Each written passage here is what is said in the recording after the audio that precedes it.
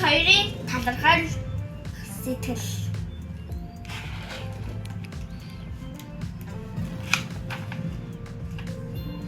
Би яагаад дандаа лов идэх ёстой юм бэ? Би ловонд дургүй. Ээжээ, би ловонгийн өөр амттай мэдэж болохгүй юу? Балгүй яах вэ?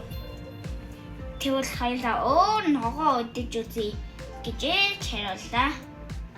Хич нэс. Яад.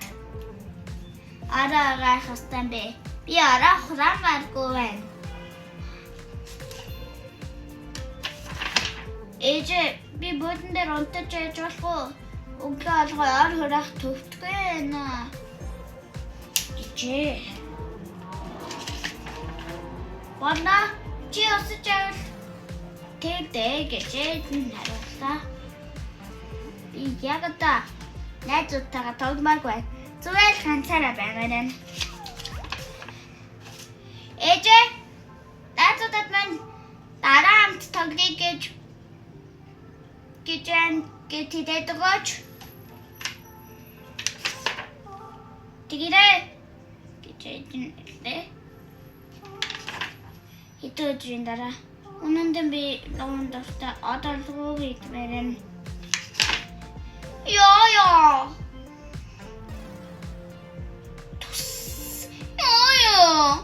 Бүдэн дээр унтаа нуруу өвддөг юм байна. Өнөөдөр орон дээр унтнаа.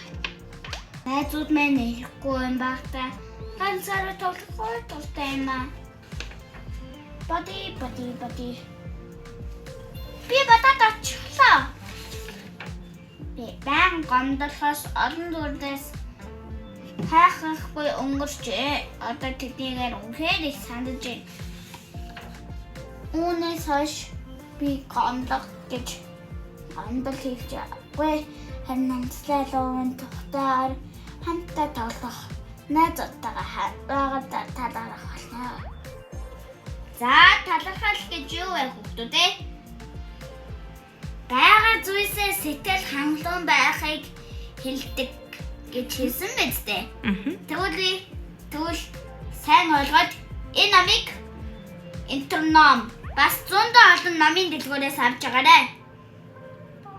За баярлалаа хүүхдүүд ээ.